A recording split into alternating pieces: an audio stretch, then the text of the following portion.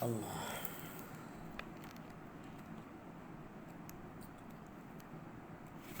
Bismillah. Bismillahirrahmanirrahim. Alhamdulillahi rabbil alamin. Wassalatu wassalamu ala maulana Rasulillahil amin wa ala alihi wa sahbihi ajma'in. أولا التعلم والتعليم والتذكر والتذكير والنفع والانتفاع والإفادة والاستفادة والحث على التمسك بكتاب الله وسنة رسوله صلى الله عليه وآله وسلم والدلالة على الهدى ابتغاء مرضاته وثوابه وقربه سبحانه وتعالى. السلام عليكم ورحمة الله تعالى وبركاته. InsyaAllah pada pagi yang berbahagia ini kita menyambung kembali mudzakarah kitab Bidayatul Hidayah karangan Abu Hamid Hujjatul Islam Al-Ghazali rahimahullahu ta'ala. Kita dah selesai membincangkan tentang maksiat-maksiat yang dikerjakan oleh anggota zahir dan cara untuk melepaskan diri daripada maksiat-maksiat tersebut. Jadi hari ini kita masuk pada perbahasan yang baru, iaitu al-qawlu fi ma'asil qalb. Pembincangan mengenai maksiat-maksiat yang berkait dengan hati. Bismillahirrahmanirrahim. I'lam anna as-sifat al-madhmumata fil qalbi kathiratun. Jadi kata musannif Hujjatul Islam Al-Imam Al-Ghazali rahimahullah, ketahuilah olehmu sesungguhnya sifat-sifat yang dicela itu yang berkait dengan hati itu kathiratun, banyak. Wa tariqu tathhiril qalbi an gharazailiha tawilatun. Dan cara dan jalan untuk membersihkan hati daripada penyakit-penyakit ini, penyakit-penyakit hati ini tawilah, panjang. Wa sabilul ilaji fiha ghamidun. Dan jalan ataupun cara untuk membersihkan hati daripada penyakit ini ghamidun ay sa'bun, susah, sangat susah. Waqad indarasa bil kulliyati ilmuhu wa amaluhu li ghaflatil khalqi an anfusihim wa ishtighalihim bizakharifid dunya. Jadi Imam Ghazali sebut dan telah hilang secara menyeluruh sama ada sudut ilmu untuk membersihkan hati daripada penyakit-penyakit ini ataupun sudut amalan, praktikal, cara-cara yang perlu kita buat untuk membersihkan diri kita daripada penyakit ini. Ilmu dan amalan itu, ilmu sudut teori dan juga ilmu sudut praktikal, itu semua sekali itu telah hilang. Kerana apa? Setelah hilang li ghaflatil khalqi anfusihim kerana makhluk iaitu manusia lah, kita ni lalai dengan kesibukan mencari harta dunia. Kemudian Imam Ghazali sebut lagi, wa qad istaqsayna dhalika kullah fi kitab Ihya'i Ulumuddin fi rub'il muhlikat wa rub'i al-munjiyat. Dan kami telah membincangkan secara terperinci segala sifat mazmumah yang berkait dengan hati dan cara untuk membersihkan sifat-sifat tersebut secara detail di dalam kitab kami Ihya' Ulumuddin, kitab juga karangan Al-Imam Al-Ghazali, iaitu Ihya' Ulumuddin, pada fi rub'il muhlikat wa rub'il munjiyat, pada bahagian muhlikat iaitu perkara-perkara yang membinasakan, dan juga pada bahagian al-munjiyat iaitu perkara-perkara yang menyelamatkan. Jadi siapa yang nak tengok secara panjang lebar, secara terperinci, boleh rujuk kitab Al-Imam Al-Ghazali yang bertajuk Ihya' Ulumuddin, iaitu pada bahagian al-muhlikat dan juga al-munjiyat. Walakinna nuhadhdhiruka al-ana thalathatan min khaba'ith al-qalbi وهي الغالبة على متفقهة العصر لتأخذ منها حذرك فإنها مهلكات في أنفسها وهي أمهات لجملة من الخبائث سواها وهي الحسد والرياء والعجب. Jadi Imam Ghazali sebut penyakit-penyakit hati ni banyak, dan cara nak membersihkan tu pula panjang, lama masa dan susah lah. Kami telah sebut segala-galanya, tentang jenis penyakit, tentang cara nak hindar daripada penyakit, kalau dah ada penyakit, cara nak bersihkan pula diri daripada penyakit tersebut, dalam kitab kami Ihya Ulumuddin secara panjang lebar. Di sini iaitu dalam kitab Bidayatul Hidayah, kami hanya ingin memberi amaran kepada kamu ataupun menceritakan kepada kamu 3 penyakit yang berkait dengan hati. Yang mana penyakit ini disebut oleh Al-Imam Al-Ghazali wahyal ghalibatu ala mutafaqqihatil asri. Penyakit-penyakit ini selalu ada dalam jiwa hati orang-orang yang belajar agama, yang mungkin belajarnya itu tidak ikhlas kerana Allah Subhanahu wa taala. Jadi bukan sekadar orang biasa, malah orang yang mengaji agama, mutafaqqihatil asri, iaitu ulama usul, juga ada sifat-sifat yang buruk ni lah. Na'udzubillah. Litakhudha minha hidraka.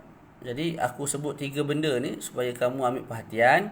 Fa innaha muhlikatun fi anfusiha. Kerana apa? 3 ni ianya membinasakan. Dalam masa yang sama, wahya ummahatun li jumlatin minal khaba'ith siwaha. Dalam masa yang sama, 3 ni ialah ibu kepada penyakit-penyakit hati yang lain. Jadi Imam Ghazali sebut 3 benda ni, dia ni membinasakan. Dalam masa sama, 3 ni juga ialah punca ataupun ibu, usul kepada penyakit-penyakit hati yang lain.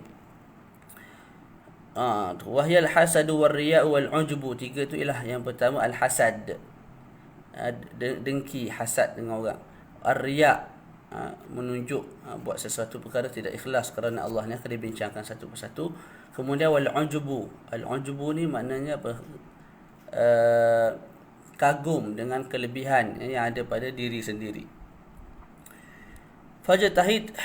Kemudian Imam Ghazali sebut apa lagi? Fajtahid fi tathhiri qalbika minha fa in qadarta 'alayha fata'allam kayfiyat al-hadri min baqiyatiha min rub'il muhlikat. Jadi Imam Ghazali sebut sungguh-sungguhlah kamu untuk membersihkan hati kamu daripada 3 perkara ni. Kalau kamu mampu bersihkan hati kamu daripada 3 ni, hasad, riya dan ujub, maka belajarlah pula cara-cara untuk bersihkan hati daripada penyakit-penyakit hati yang lain selain daripada 3 ni, daripada kitab Ihya Ulumuddin, daripada bab al-muhlikat. Fa in ajazta an hadha fa anta an ghairihi a'jaz. Kata Imam Ghazali lagi, kalau kamu tak mampu nak pelihara diri, nak bersihkan diri daripada 3 ni, maka ketahuilah untuk kamu bersihkan diri daripada penyakit-penyakit lain selain daripada 3 ni lebih lemah, lebih tak mampu. Jadi kalau 3 ni pun tak lepas, yang lain lagi tak lepas. Kalau 3 ni tak mampu, maka yang lain lebih lagi tidak mampu. Wala tadhunnanna annaka taslam bi niyyatin salihatin fi ta'allumil ilmi wa fi qalbika syai'un minal hasadi wal riya'i wal ujubi. Dan jangan kamu sangka, Imam Ghazali sebut, dan jangan kamu sangka kamu selamat dalam menuntut ilmu disebabkan niat baik kamu.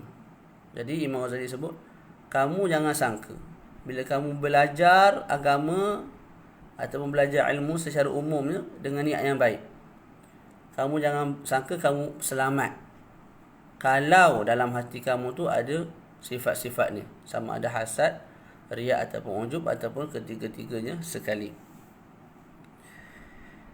Waqad qala sallallahu alaihi wa alihi wasallam, kerana baginda Nabi sallallahu alaihi wasallam telah bersabda dalam sebuah hadis, salasun muhlikatun syuhun muta'un wa hawan muttaba'un wa i'jabul mar'i bi nafsihi.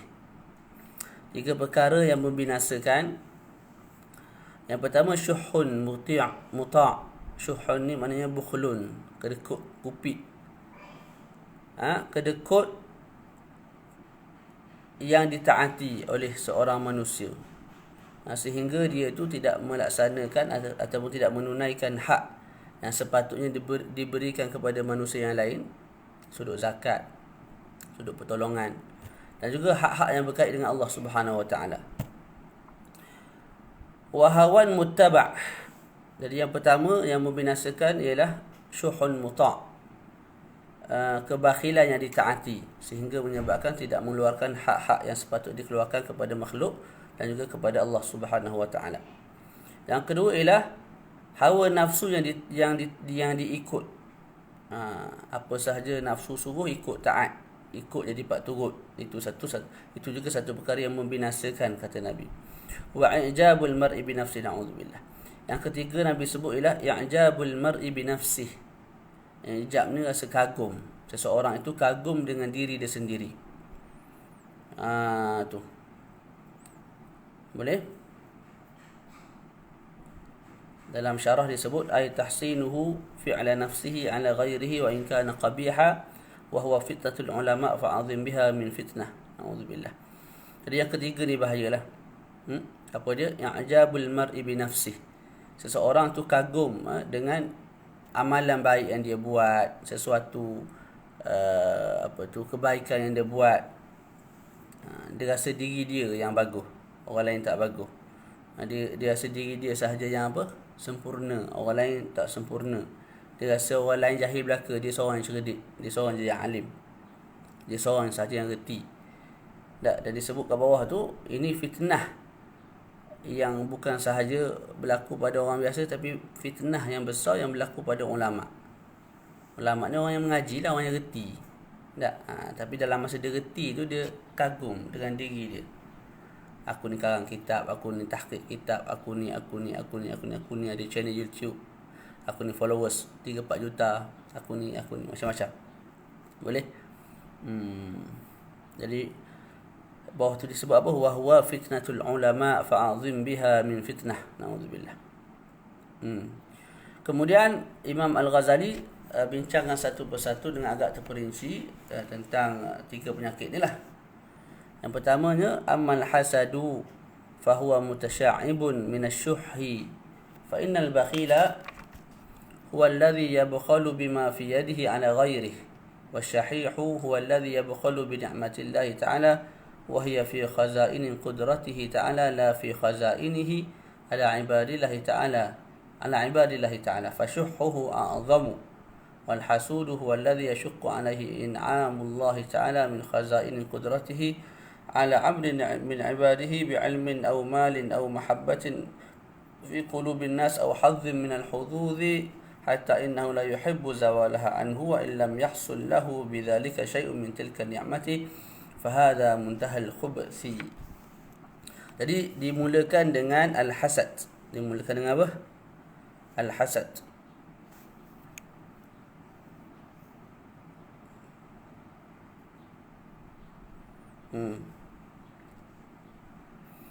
Jadi Imam Ghazali sebut ammal hasadu, adapun hasad itu fahuwa mutasya'ibun minasyuhi, maka ianya terlahir daripada penyakit kedekut. Syuh. Boleh. Syuh ni kedekut lah, ataupun lebih teruk daripada kedekut, sebagaimana disebutkan selepas tu, fa innal bakhila huwa alladhi yabkhalu bima fi yadihi ala ghairihi. Sekarang ni Imam Al-Ghazali nak bezakan antara al-bakhil dengan al-syahih. Apa beza al-bakhil dengan al-syahih? Bahasa kita sebut kupik lah, kedekut, tapi bahasa Arab dia ada beza sikit lah. Jadi al-bakhil disebut huwa alladhi yabkhalu bima fi yadihi ala ghairihi. Orang yang bakhil ialah orang yang kedekut dengan apa yang ada di tangan dia, daripada diserahkan kepada orang lain. Itu kita panggil orang yang kedekut. Contohnya syarak minta keluar zakat, dia tak keluarkan. Tak. Ataupun jiran dia sakit, perlu bantuan, dia tak keluar walaupun 1 sen. Itu orang panggil orang kedekut. Sepatutnya bila jiran ni, kalau kamu ada muruah, ada maruah tak? Ada muruah diri, jiran tu kamu bantu tak? Tapi kamu tak bantu juga, itu tanda kamu kedekut. Jadi kedekut ialah orang yang apa? Orang yang bakhil daripada memberi apa yang dia ada. Sama ada yang minta tu syarak. Contohnya Allah Ta'ala minta kita keluarkan zakat, kita tak keluarkan. Ataupun yang meminta tu orang sekeliling, Orang sekeliling fakir miskin, dia seorang kaya raya rumah 3-4 tingkat, banglo tak. Tak ada nak sumbang walaupun 100-200 pada orang sekeliling. Itu kita panggil kedekut. Tak. Sedangkan orang sekeliling tu memerlukan. Okay, asyahih. Apa makna asyahih? Tadi makna al-bakhil. Sekarang ni makna asyahih. والشحيح هو الذي يبخل بنعمة الله تعالى وهي في خزائن قدرته تعالى لا في خزائنه على عباد الله تعالى فشحه أعظم.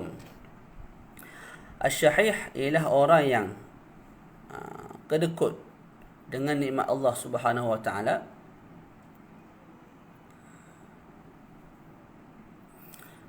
sedangkan nikmat Allah taala tu nikmat Allah taala tu Imam Ghazali sebut wahia fi khazaini qudratihi, nikmat tu berada di bawah kekuasaan Allah Subhanahu wa taala, bukan bawah penguasaan ataupun milik hamba tu sendiri. Hamba tu hanya meminjam.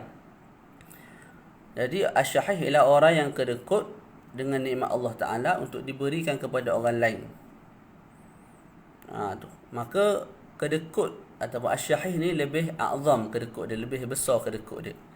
Kalau baca syarah saja, kalau baca matan saja mungkin tak berapa jelas lah. Tapi dalam syarah tu disebut fashuhuhu a'zam ay bi anna al-bukhli lianna syuha huwa an yamna'a ahadan an a'ta'i syakhsin kama yamna'u nafsahu an i'ta'. Jadi dianggap asyahih ni lebih teruk disebabkan asyahih ni ialah orang yang kedekut nak bagi, dalam masa sama dia larang orang lain untuk bagi.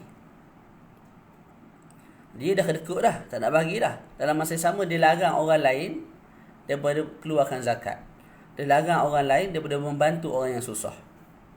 Tu. Maka dia lebih teruk lah. Kalau orang bakhil tadi, dia kedekut.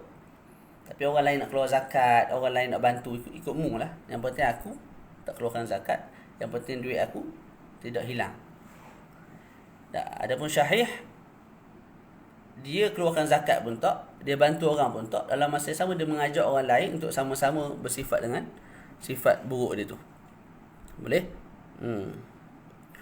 Kemudian Imam Ghazali sebut wal hasudu huwa alladhi yashuqqu alaihi in'amullah ta'ala min khazaini qudrati ala 'abdin min 'ibadihi bi'ilmin aw malin aw mahabbatin fi qulubin nas aw hadhin min al-hududi hatta innahu la yuhibbu zawalaha anhu. Imam Ghazali sebut makna bagi al-hasud, orang yang dengki, pendengki lah. Pendengki lah orang yang susah hati bila mana Allah Ta'ala memberi nikmat kepada orang lain. Nikmat Allah Ta'ala kepada orang lain tu banyaklah, sama ada bi'ilmin. Dia susah hati tengok orang lain lebih alim daripada dia. Dia susah hati kalau tengok orang yang umur sama dengan dia tapi lebih alim.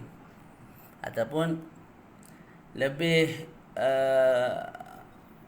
berilmu, ataupun lebih banyak kemahiran. Mana reti ilmu ni, reti ilmu tu, reti sebuah benda reti. Ada orang jenis lagu tu. Tak jadi dia dengki. Dia susah hati tengok. Ataupun malin. Dia susah hati bila Allah Ta'ala bagi harta pada orang lain. Aw mahabbatin fi qulubin nas. Dia kalau mengajar 2 orang tengok, kalau dia buat live. Tapi kalau kawan dia seorang lagi tu mengajar, ada 5,000 orang tengok live. Jadi apa, dia rasa susah hati. Wah, ni kawan aku ni. Tak, penerimaan manusia kepada kawan dia tu, kepada sahabat dia tu, dia rasa susah hati, tak tenang dia, tak tenang hidup. Aw hadzu min al-hudud hatta, ataupun kelebihan-kelebihan lain lah. Contohnya apa? Kawan dia dilantik jadi mufti ke, kawan dia dilantik jadi qadhi ke, ataupun si fulan dilantik menjadi pemimpin di tempat-tempat tertentu. Tak. Jadi dia susah hati tengok benda tu. Itu kita panggil al-hasud. Susah sifat ni. Kadang-kadang ada je dalam diri kita ni. Kalau hak yang mengaji, sama-sama orang mengaji, tengok kawan tu rapat dengan tok guru ni. Kawan ni khatam kitab ni.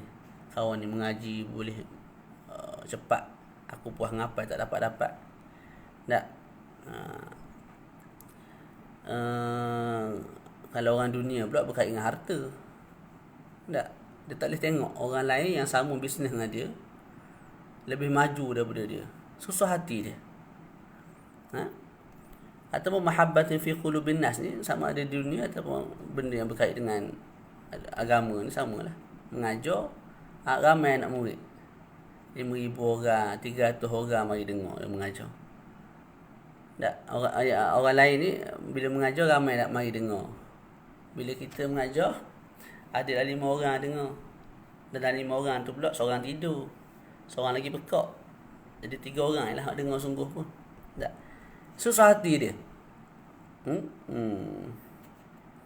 Itu kita sebut ada sifat dengki lah tu. Tak. Na'udzubillah. Hatta innahu la yuhibbu zawalah anhu, sehingga kan orang yang hasud ni nak kebaikan yang ada pada orang lain tu dihilangkan, diangkat oleh Allah Subhanahu wa taala. Tu. Tak, contohnya dia tu mengaji agama. Dia nampak orang lain lebih alim daripada dia. Dia suka, dia seronok kalau orang alim ni jadi jahil semula. Contoh aksiden ke, kepala terhantuk ke mana, lupa habis ilmu. Tak. Jadi dia suka nikmat kealiman, keilmuan, nikmat harta yang tak Allah bagi pada orang lain tu hilang. Wa illam yahsun lahu bidzalika syai'un min tilka nikmah, sekalipun dia tak dapat nikmat tu. Jadi dia suka orang yang alim ni tak jadi jahil, walaupun dia tak jadi alim macam orang tu. Tak. Itu kita panggil al-hasud, fa hadza muntahal khubus. Jadi Imam Ghazali sebut ini sejelek-jelek benda lah. Iaitu bila mana seseorang tu sampai satu peringkat, biarlah si alim ni jadi bodoh walaupun aku ni tak jadi alim macam dia. Biarlah orang kaya ni jadi papa kedana walaupun aku tak jadi kaya macam dia. Biarlah orang ni dibenci oleh orang ramai walaupun aku ni pun dibenci juga oleh orang ramai. Orang lain tak suka pun kat aku. Yang penting orang ni, orang lain ni, orang lain pun tak suka juga kat dia. Tak. Biarlah orang ni apa? Contoh kita sebut pemimpin ni jatuh walaupun aku tak ganti tempat dia. Ini seburuk-buruk kejelekan lah. Tu kata Imam Al-Ghazali. Dalam syarah tu disebut apa yang disebut oleh Imam Ghazali ke atas tu dikatakan sebagai salah satu daripada martabat hasad. Martabat hasad ni ada 4. Ada 4. Yang pertama tadilah yang disebut dalam matan tu, orang tu tak senang duduk bila tengok orang lain lebih berilmu daripada dia. Dan dia nak ilmu tu diangkat daripada orang tersebut walaupun dia sendiri tak jadi alim seperti orang tersebut. Tu. Itu martabat yang pertama. Martabat paling teruk lah tu. Tak. Yang kedua, wal martabatu tsaniyah, dalam syarah disebut anna an yuhibba zawal an-ni'mah ilaihi li raghbatihi fi tilka an-ni'mah.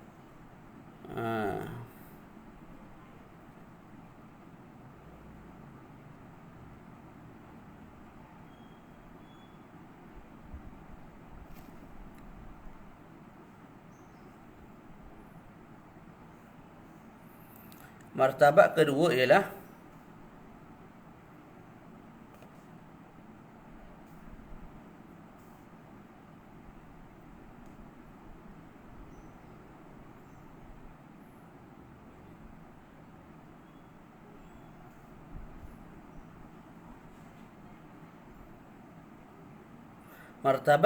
ialah martabat hasad yang kedua ialah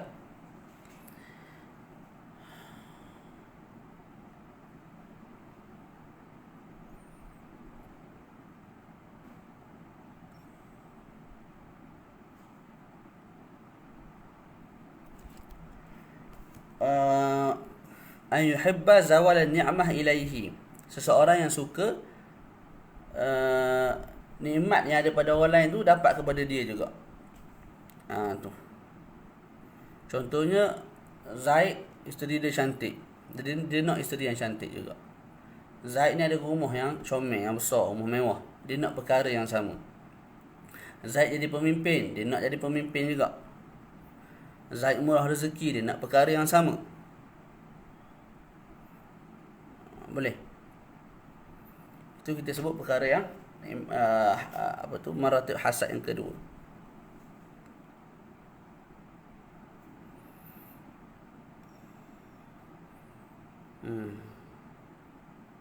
Sekejap kita tengok sikit.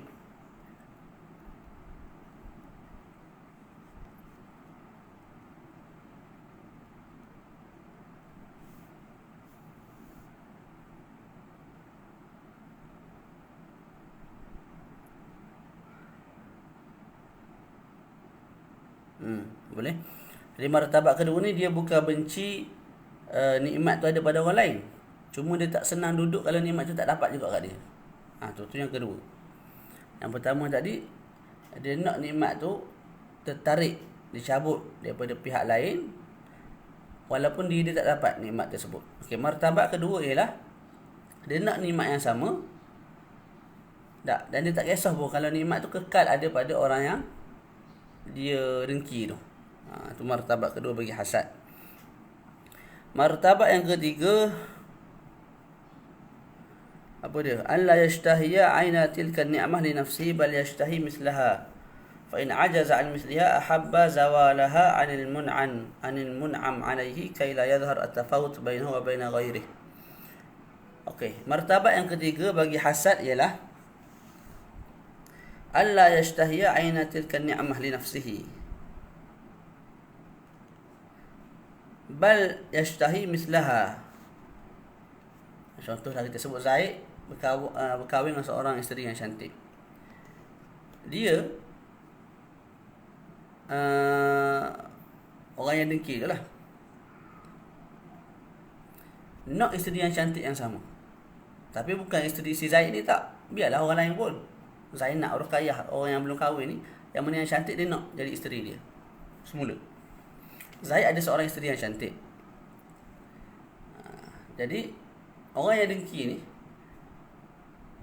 dia dengki pada sudut kecantikan isteri si Zaid ni lah.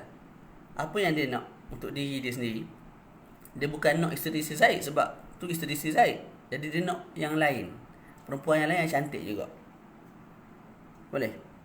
Kalau dia tak mampu dapat perkara tersebut, dia suka, gembira kalau si Zaid ni bercerai ke dengan isteri dia.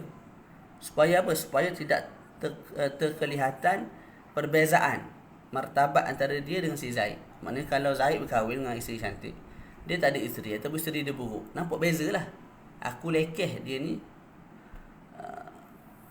bagus, mana dia ni hebat lah, dia dapat isteri comel. Dia ni kaya, aku miskin. Jadi kalau ni kaya, ni miskin, apa perbezaan tu? Dia tak nak perbezaan tu.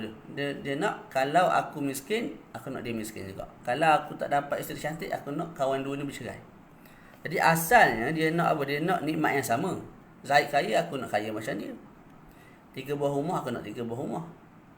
Tak, 3 buah kereta, aku nak 3 buah kereta. Isteri cantik, aku nak isteri cantik. Tapi adakah dia tu ingin kepada isteri yang dimiliki oleh Zaid? Tak, dia nak isteri lain lah, orang lain, perempuan lain yang cantik yang jadi isteri dia. Adakah nak rumah yang sama? Tak, nak rumah yang lain yang menjadi hak milik dia. Tak. Kalau tak dapat juga rumah, maka dia suka untuk kawan ni rumah terbakar ke lagu mana, supaya apa? Supaya tidak ada perbezaan antara aku dengan dia. Hak ni tak ada rumah, aku tak ada rumah, kita ada masalah erat.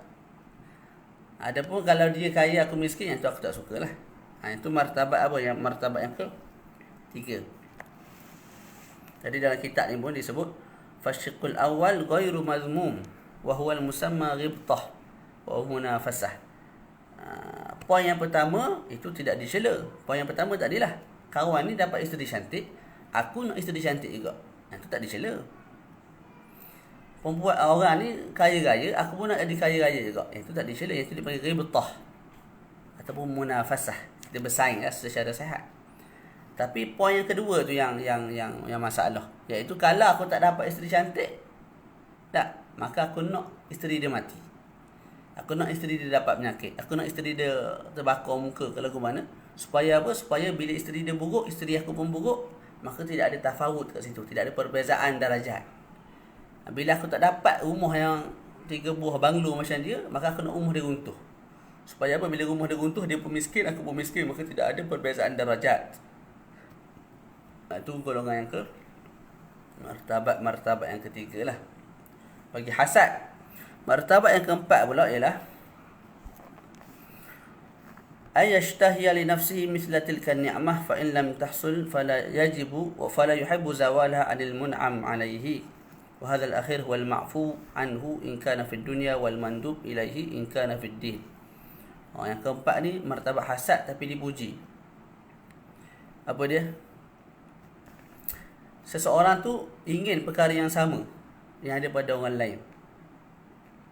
Dalam masa sama, kalau dia tak dapat, dia okey je, dia tak suka. Nikmat tu diangkat oleh Allah daripada orang lain tersebut. Tadilah contohnya, Zaid ni rumah mewah.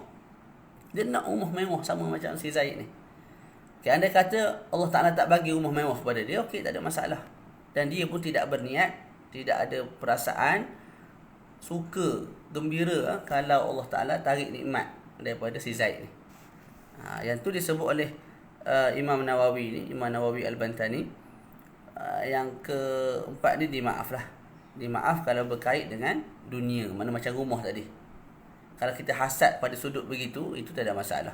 Kawan ni rumah besar, aku nak rumah besar jugalah. Tapi bukanlah maksud aku, kalau aku tak dapat rumah besar, aku nak rumah dia hancur. Tak lah sampai begitu, gitu.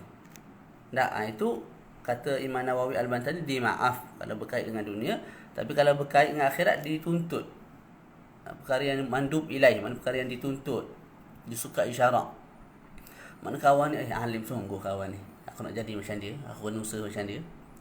Dia ni baik sungguh, tak boleh jumpa orang, bagi sedekah, bagi bantuan, aku nak jadi macam dia.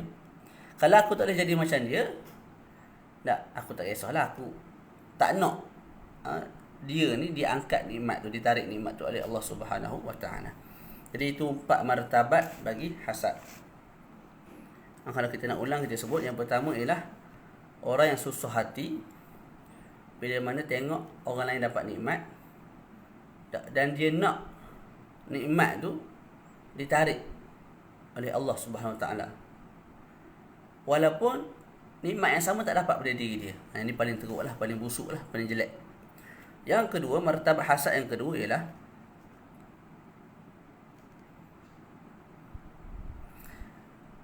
orang lain dapat nikmat, dia nak nikmat yang sama. Orang lain dapat nikmat, dia nak nikmat yang sama.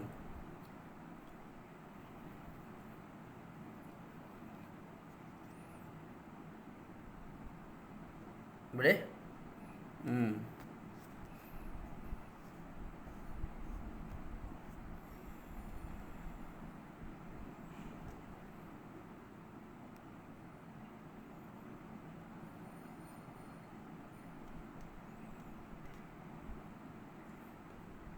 Jadi yang kedua ni, yang dia berhajat ialah nikmat yang sama.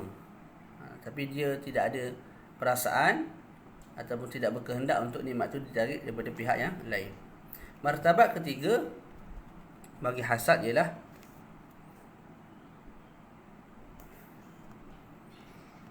dia nak nikmat yang sama yang ada pada orang lain. Contoh Zaid tadi, orang kita sebut ada isteri yang cantik, dia nak isteri yang cantik juga.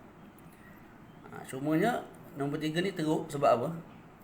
Sebabnya kalau dia tak dapat isteri yang cantik, dia nak nikmat yang sama ditarik daripada si Zaid. Supaya apa? Tidak ada tafawut, perbezaan darajat antara aku dengan Zaid. Zaid ni ada 3 buah rumah mewah, aku nak rumah yang sama. Kalau aku tak dapat, aku suka kalau si Zaid ni dirobohkan rumah dia terbakar ke, banjir ke dan sebagainya. Supaya apa? Bila banjir, hancur semua rumah, jadi tidak ada beza antara aku dengan dia. Aku miskin, dia pun miskin. Aku tak ada rumah, dia pun tak ada rumah. Ni hasad yang ketiga. Hasad yang keempat tadilah, orang ada kemewahan, kita nak kemewahan yang sama. Dalam masa sama, kita tidak suka kalau nikmat tu ditarik, nikmat orang lain tu ditarik oleh Allah Subhanahu wa taala. Gitulah, mudah-mudah. Kemudian disebut lagi, falidzalika qala Nabi sallallahu alaihi wasallam, al-hasadu ya'kulu al-hasanati kama ta'kulun naru al-hataba. Oleh sebab itu, iaitu oleh sebab hasad itu seburuk-buruk kejelekan, maka Nabi Muhammad sallallahu alaihi wasallam bersabda, al-hasadu ya'kulul hasanati. Hasad itu memakan kebaikan, kama ta'kulun narul hataba, sebagaimana api memakan kayu api. Jadi bila kita hasad dengan orang ni, Nabi sebut kebaikan kita dihilangkan sedikit demi sedikit, seperti mana api menghilangkan sedikit demi sedikit kayu api itulah, kayu yang dibakar. Sebab apa sampai ke peringkat lagu tu? Lima fihi min nisbati rabbi ila al-jahli was-safah wa wad'i syai' fi ghairi mahalli.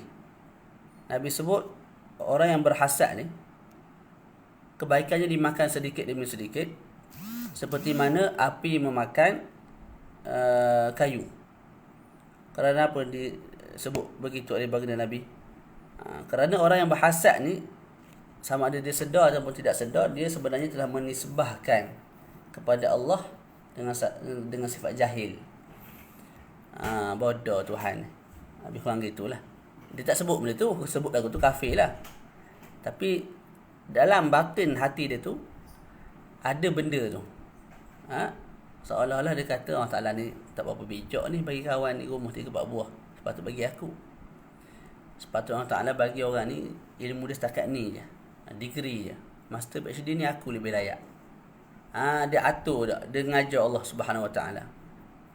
Sebab itulah Nabi sebut al-hasadu ya'kulul hasanat kama ta'kulun narul hataba. Kemudian disebut lagi wal hasudu wal mu'adzabu alladhi la yurham wa la yazalu fi 'adzabin da'imin fid dunya fa inna dunya la takhlu qattu min khalqin katsir min aqranihi wa ma'arifihi mimman an'ama Allahu 'alaihim bi'ilmin aw malin aw jah fala yazalu fi 'adzabin da'im fid dunya ila mautihi wal 'adzabul akhirati ashaddu wa akbar bal la yasilu al-'abdu ila haqiqatil iman ma lam yuhibbu aw ma lam yuhibba li sa'iril muslimina ma yuhibbu li nafsihi. Jadi Imam Ghazali sebut lagi, dan orang yang hasad itu orang yang sentiasa berada dalam susah hati. Hatinya sentiasa tak tenang, sakit jiwa. Sebab apa? Sebab dia ni sentiasa berada dalam apa Imam Ghazali yang sebut ni semula, wal hasudu huwal mu'adzab. Orang yang berhasad ni orang yang mu'adzab, orang yang di mu'adzab ni isim maf'ul, maksudnya apa? Yang diazab. Alladzi la yurham, dan orang yang tidak dikasihani oleh Allah Subhanahu Wa Ta'ala. Dan orang yang hasad ni sentiasa berada dalam azab yang berterusan di dunia. Sebab kita sebut tadi, orang yang hasad ni orang yang tak tenang hati dia. Tengok orang ni lebih berilmu, dia tak tenang. Tengok orang ni ada bini comel, dia tak tenang. Tengok orang ni kaya, dia tak tenang. Tengok orang ni buat kerja ni, dia tak tenang. Tengok orang ni upload ni, dia tak tenang. Tak tenang belaka. Jadi Imam Ghazali sebut kat dunia ni, kat dunia ni, seorang manusia tu ramai kawan, mempunyai ramai kawan, ramai sahabat, ataupun kalau tak kawan pun orang lain lah, orang yang hidup sekeliling dia, jiran-jiran dia, walaupun tak berkawan rapat. Dan mereka ni pula mesti ada nikmat yang Allah Ta'ala bagi mereka yang Allah Ta'ala tak bagi kepada kita. Contoh, Allah Ta'ala bagi kita nikmat sudut harta, sudut ilmu kita kurang. Orang lain ada ilmu lebih daripada kita. Tak? Ataupun kita ada jah, pengaruh, tapi kita tak berapa cerdik. Orang lain cerdik. Tak? Kita sekadar SPM je, orang lain degree, PhD, master apa semua. Ataupun kita ni ada ilmu, tapi harta pula dorok cetong. Faham tak? Jadi bila mana seseorang yang hasad tu sentiasa berasa susah hati, tak senang duduk, bila tengok nikmat yang ada pada orang lain, maka kita sebut orang tu akan sentiasa dalam keadaan tak tenang sampai mati. Sebab orang yang diberi nikmat ni sentiasa ada sampai kiamat. Gitu. Boleh.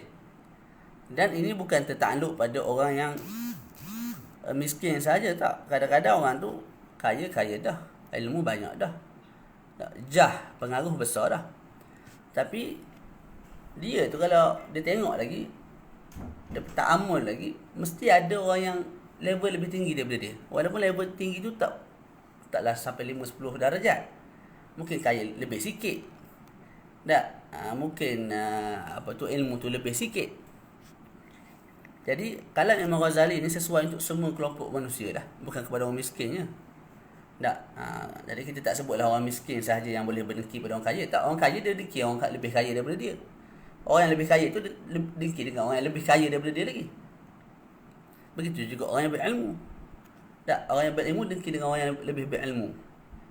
Ataupun kita sebutlah dia tu orang yang paling berilmu kat dunia ni. Adakah dia berilmu dalam masa sama dia mempunyai semua kelebihan?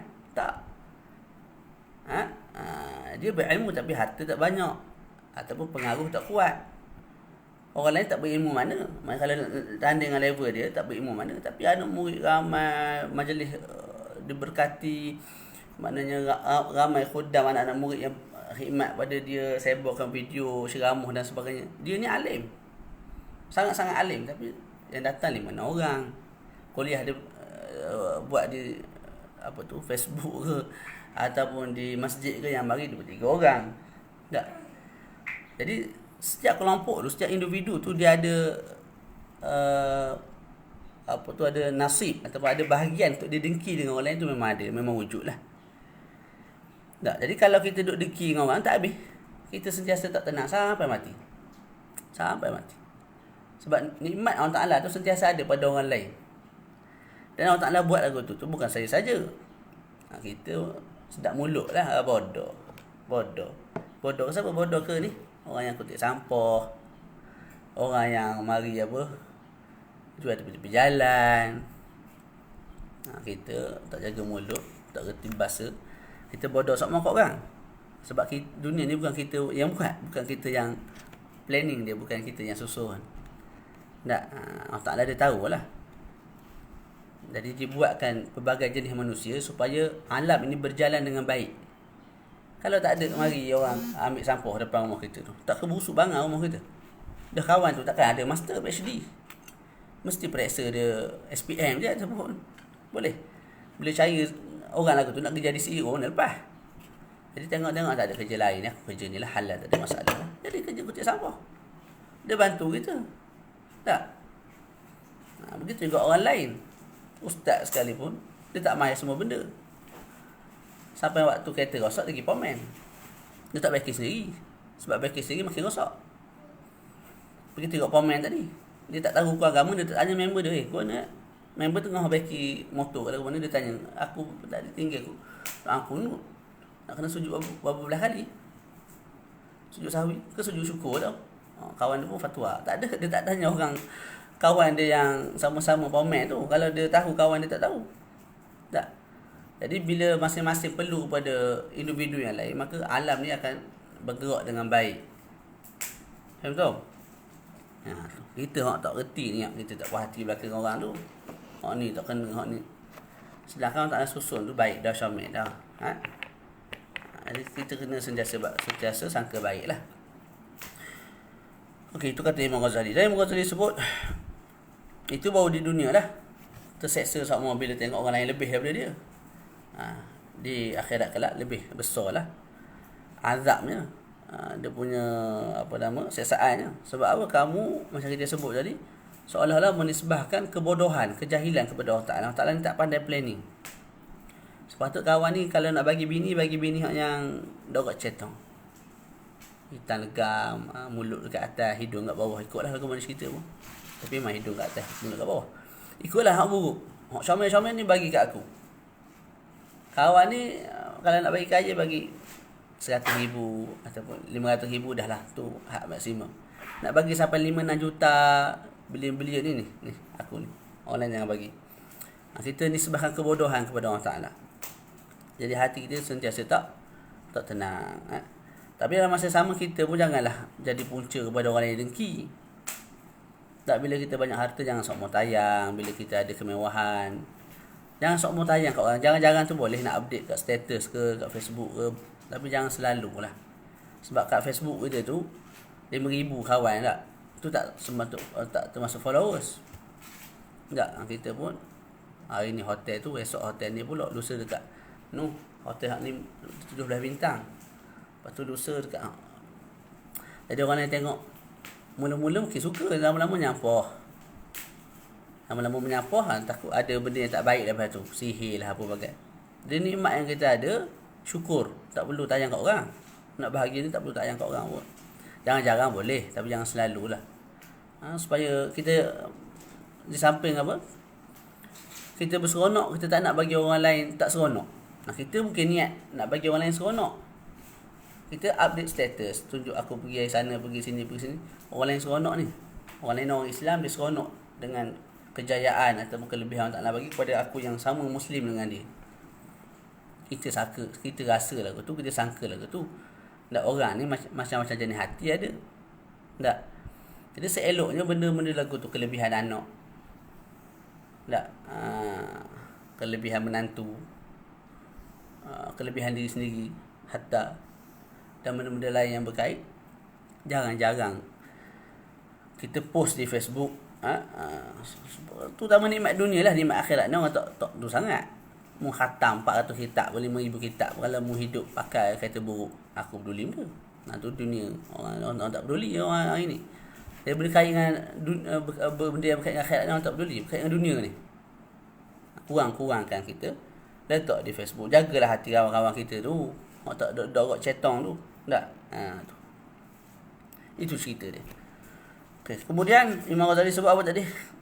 Imam Ghazali tambah lagi, la yasilu al-'abdu ila haqiqatil iman ma lam yuhibba li sa'iri al-muslimina ma yuhibbu li nafsihi. Malah seseorang itu tidak sampai kepada kesempurnaan iman. Tu. Dia beriman tapi tak sempurna, comel molek lah. Tak. Selagi mana dia tidak suka perkara yang dia suka, apa dia? Nak terjemah lagu mana? Ma lam yuhibba li sa'iril muslimin ma yuhibbu li nafsi. Seseorang tu tidak dianggap sebagai seorang muslim yang sempurna selagi mana dia tidak suka dan gembira perkara yang baik yang dia dapat juga pada orang lain. Maknanya kalau kita suka makan ikan ni, contohlah sebagai contoh, kita suka juga perkara yang sama dapat pada orang lain. Kita suka kita dapat kerja gaji sekian, kita suka juga perkara yang sama dapat pada orang lain. Kita suka kita sihat, kita suka juga nikmat yang sama dapat pada orang lain. Kalau kita bukan jenis lagu tu, itu tanda kepada apa? Iman kita masih lemah lah. Tu. Sebab tu dalam syarah dia sebut minat ta'at. Mana kalau kita kaki ibadat, kita suka juga benda yang sama dia buat oleh orang lain, mengaji, sembahyang dan sebagainya. Tak. Begitu juga wal mubahat ad-dunyawiyah. Kalau kita senang, kita suka perkara yang sama dapat kepada orang lain. Okey.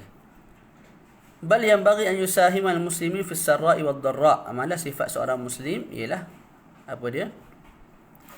Sentiasa bersama dengan kaum muslimin yang lain ketika senang ataupun ketika susah. Fal muslimuna kal bunyanil wahid yashuddu ba'duhu ba'dha. Orang Islam ni sama-sama dia seperti satu bangunan, saling menguatkan antara satu sama lain. Bakal jasadil wahidi, dan seperti satu tubuh badan. Idza ishtaka minhu 'udhun ishtaka sa'irul jasad. Bila satu bahagian badan kita sakit, contoh tangan kita sakit bukan rasa sini je, satu badan kita rasa tak selesa. Kaki kita sakit, pakai atas, pakai kepala pening. Tak, jadi gitu orang Islam ni. Bila orang lain sakit, kita pun mungkin kita tak rasa sakit lah sebab iman kita lemah, tapi kita buat paksa diri untuk rasa sedih, rasa sakit, rasa tak senang. Sebab apa? Ada kaum muslimin yang lain yang dibunuh, diseksa dan sebagainya. Tak. Yang terbaru ni apa? Adik Rayyan tu, tak, yang masuk dalam perigi tu, dalam 30 meter ke dalam. Tu ramailah yang bawa keluar hadis ni. Hadis apa? Hadis al-mu'minuna kal jasadil wahidi idza ishtaka minhu udhun tada'a lahu sa'irul jasad bil humma was sahari. Maknanya orang beriman ni seperti satu tubuh badan. Bila satu anggota badan sakit, seluruh badan akan terasa sakit. Tapi itulah kadang-kadang kita tengok satu sudut bagus lah tu, saling bantu doa untuk keluarkan si adik Rayyan tu, rahimahullah, dah meninggal dah. Tapi kalau sudut yang lain, kalau kita pandang, bukan Rayyan seorang je yang ada sekarang ni, Rayyanun. Rayyan ni bukan seorang berlambak-lambak kat Palestin tu. Tak? Yang dah hilang mak, hilang ayah. Tapi kadang-kadang fokus kita ataupun kita punya kesian kita kurang sebab mungkin berlaku tiap-tiap hari. Perang biasa, Palestin perang. Jadi kalau Rayyan ni pun berlaku tiap-tiap hari, jatuh ke dalam gaung ni, mungkin orang pun tak ambil peduli sangat. Satu faedah lagi yang kita dapat bila berlaku kes ni, ada hadis Nabi sebut, kalau seluruh dunia bersatu padu untuk menyelamatkan seseorang dan Allah Ta'ala tak nak dia selamat, maka dia tak akan selamat. Dan berlaku sungguh lah ni. Turun habis semua pihak-pihak yang berkaitan untuk menyelamatkan si adik Rayyan ni. Tapi bila keluarkan dia dalam keadaan rasanya dah dalam keadaan mati tak. Jadinya Allah Ta'ala tak nak dia hidup, mati. Walaupun orang lain tukul lumah. Jadi tu kita kena pegang molek tu. Kadang-kadang kita ni orang Islam ni ada COVID, takut lebih daripada orang lain. Bukanlah kita nak suruh jadi orang bodoh pergi cari COVID. Mana COVID? Nak ambil COVID try minum, tak suruh buat lagu tu. Tapi janganlah takut sangat macam tak ada agama. Nak jadi kamu nyorok lagu mana pun, kalau tak kedai kamu kena COVID, kena. Sebab tu masyayikh kita sebahagiannya tak peduli. Dia percaya kepada kuasa maknawi, kuasa hizib, kuasa zikir, kuasa doa. Jadi di Yaman sejak daripada awal COVID sampai ke hari ni, semayang rapat tak ada hal dia. Ustaz tak ada COVID kat sana dah. Wakil berlaku. Kalau wakil di Malaysia berlaku, ramai yang mati, sana wakil berlaku juga. Semayang rapat sejak daripada awal COVID.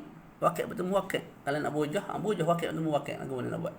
Berbeza wakil. Berbeza wakil. Sebab apa sana beza? Syekh Nuruddin Al-Banjari sama juga. Sejak daripada awal COVID, madrasah dia semacam rapat, semayang biasa apa semua. Tak. Jadi kita orang Islam selain usaha sudut hissiyah ni, kena ada kepercayaan, keyakinan sudut maknawiyah tu dengan zikir, dengan afrad, dengan azkar dan sebagainya. Dengan aurat dan sebagainya. Begitu. Janganlah nampak macam orang lain, orang kafir ni, mungkinlah sudut takut tu takut sungguh. Kita di samping takut tu, kita ada ikhtiar dengan wudu, dengan doa, dengan tu, dan tawakal tu. Kita pemudahkanlah bab-bab, terutama bab-bab semahyang ni. Tapi hari ni alhamdulillah makin mudah dah, alhamdulillah. Okey, baca fa in kunta mana hilang. Fa in kunta la tusadifu hadha min qalbika fashtighaluka bi talab at-takhallus min al-halaki ahammu min ishtighalika binawadir al-furu'i wa ilmi al-khusumat. Jadi Imam Ghazali sebut yang terakhir, kalau kamu tidak dapati sifat ini, iaitu sifat sayang kepada kaum muslimin yang lain, jadi Imam Ghazali sebut, kamu sibukkan diri kamu untuk menghilangkan sifat-sifat yang buruk tadi tu, sifat dengki, sifat ujub, sifat riak.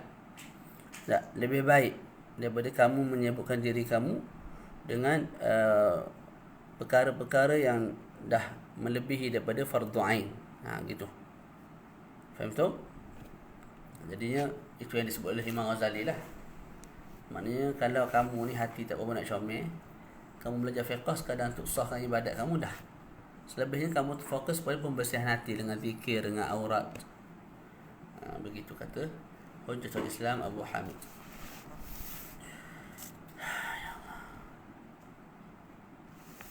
Bacalah sikit lagi ni. Tak ada benda nak buat.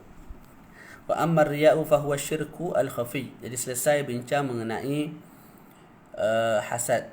Jadi kita masuk pada kejelekan ataupun penyakit hati yang kedua, itu ar-riya'.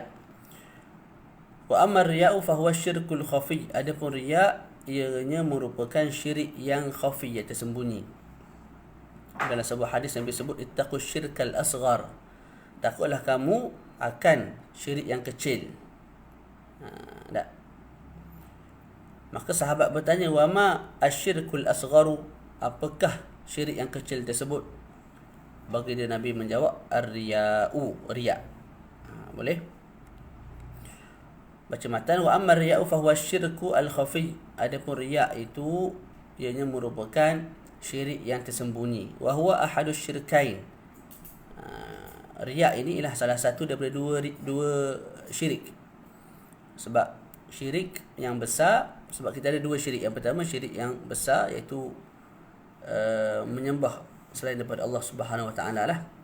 Contohnya golongan yang menyembah berhala, golongan yang menyembah patung, menyembah matahari, menyembah bulan. Itu disebut asyirkul akbar. Itu mengeluarkan seseorang daripada agama. Yang kedua asyirkul asghar, syirik yang kecil. Dia sembah Allah, tapi sembah Allah tu dalam keadaan niatnya menunjuk. Tujuannya ialah bukan kerana Allah. Tujuannya nak dapatkan pujian, nak dapatkan pangkat, nak cari pengikut. Maka kita sebut itu syirku al-asghar. Dia tidak menyebabkan seseorang tu menjadi kafir, tapi dianggap sebagai dosa besar lah. Ya Allah. وذلك طلبك المنزلة في قلوب الخلق لتنال بها الجاه والحشمة. Jadi Imam sebut wadzalika ai aslur riya, asal kepada riya atau makna riya itu ialah talabukal manzilah fi qulubil khalq, kamu menuntut, mencari kedudukan di dalam hati-hati manusia. Supaya apa? Dengan kedudukan tersebut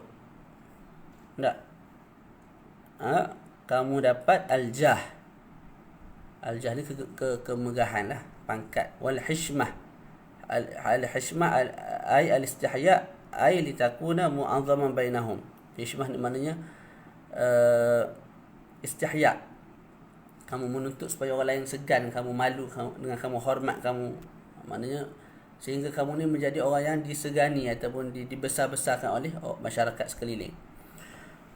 Jadi apa dia riya? Riya ialah kamu mencari kedudukan di dalam hati-hati manusia dengan cara apa? Dengan cara buat baik di depan mereka walaupun perangai sebenar jahat. Tujuan apa?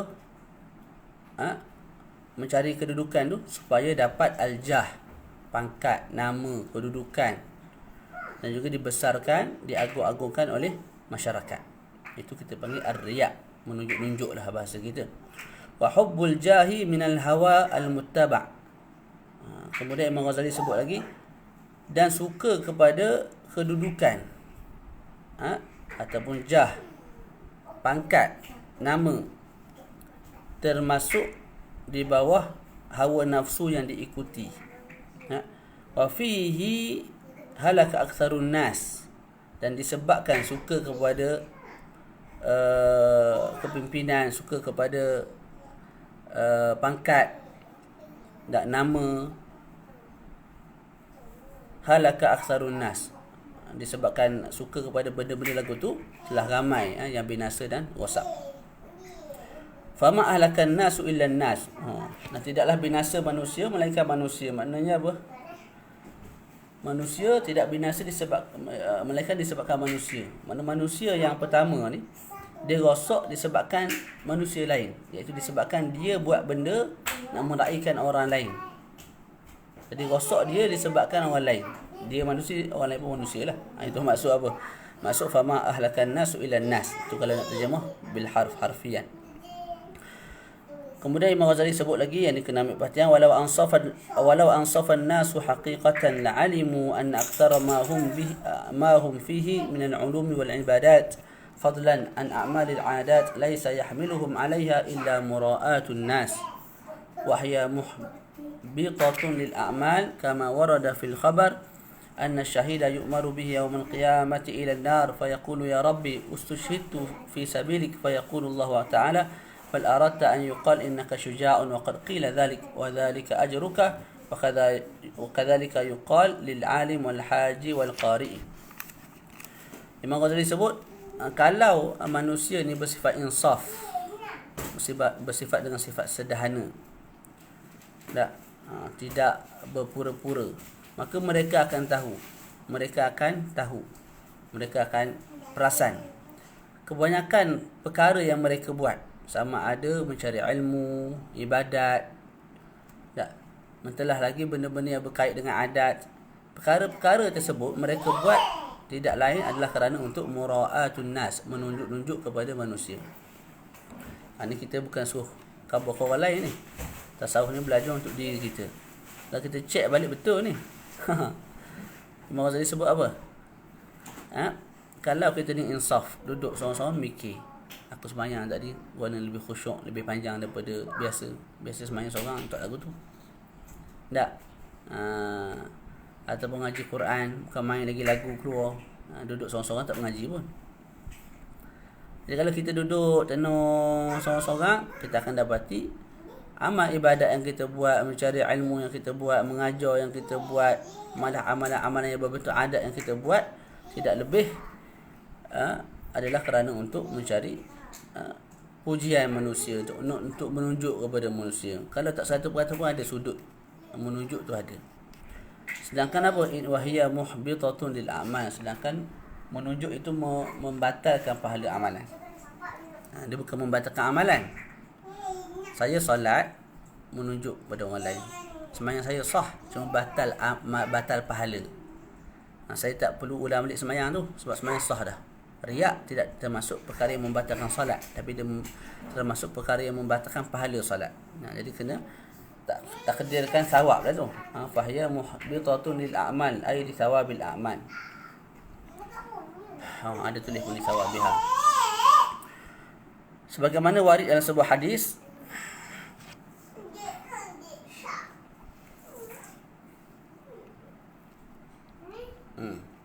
hadis ini sebut apa dia? Sesungguhnya seorang syahid itu diperintahkan oleh Allah Subhanahu Wa Taala pada hari kiamat masuk ke dalam neraka. Jadi orang mati syahid, maknanya pergi perang dengan orang kafir lah, mati di medan perang. Tapi disuruh, diarahkan oleh Allah supaya malaikat bawa kawan ni masuk ke neraka. Maka orang yang syahid tu berkata, ya Rabbi, wahai Tuhanku, ustushhidtu fi sabilik, aku ni mati syahid ni sebab nak menegakkan agamamu. Tak. Fa yaqulu Allah Ta'ala, bal aradta an yuqal innaka syuja'. Malah tak, kamu bohong. Kamu perang tu bukan untuk dikatakan, bukan untuk menegakkan kalimah Allah, kalimah aku, agama aku, tak. Malah kamu pergi tu untuk dikatakan kamu ni seorang yang syuja', berani. Wa qad qila dhalik, dan kamu telah dipuji oleh manusia. Manusia di dunia dah puji kamu ni sebagai orang yang berani. Maka wa dzalika ajruh, dan itulah kamu punya ganjaran. Kamu pergi untuk dapat pujian, betul? Dah dapat dah pujian dah, maka itulah kamu punya pahala. Maka sekarang ni daripada aku tidak ada sembarang pahala, masuk api neraka. Gitu. Wa kadzalika yuqal lil alim wal haji wal qari, dan begitulah juga dikatakan kepada orang yang alim, wal haji wal qari. Dalam hadis yang lain disebut apa? Orang yang kumpul Quran ataupun baca Quran siang malam. Tak. Orang yang pergi haji, haji umrah pula, macam-macam, tak berhenti buat ibadat. Wal qari, orang yang baca Quran, orang yang alim, mengajar siang dan malam, mengarang kitab, tahqiq kitab. Sebahagian daripada mereka ni buat bukan kerana Allah Subhanahu Wa Taala, dan dicampurkan ke dalam neraka. Dan mereka pun bersoal lah, kenapa dimasukkan ke dalam neraka sedangkan kami buat kerana Allah, kerana Tuhan. Maka Allah Ta'ala sebut, kamu buat ni bukan kerana aku, malah kerana untuk dipuji oleh manusia. Apa dia? Main kat luar. Sekejap, Amin nak habis dah. Main kat luar. Amin. Benda apa ni dia? Amin kat luar, sekejap je. Tapi nak habiskan sikit lagi. Okey, jadi kalau tengok matan tu dah habis, kita baca sikit syarah ni. Supaya kita ni terhindarlah daripada benda tak elok ni. Dalam syarah dia sebut, wa'alam anal mura'iya bihi kathirun yajma'uhu khamsatu aqsam. Ketahuilah olehmu, orang yang riak ini buat satu-satu perkara, sama ada perkara yang berkait dengan dunia atau akhirat, kerana orang lain. Tak.